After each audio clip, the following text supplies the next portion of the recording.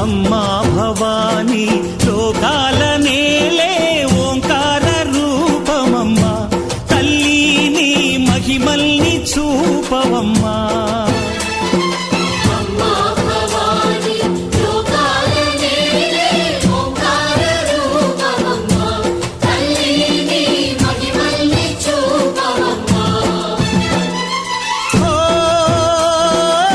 సృష్టికే దీపమా, శక్తికే మూలమా, సింహరథమే నీదమ్మా.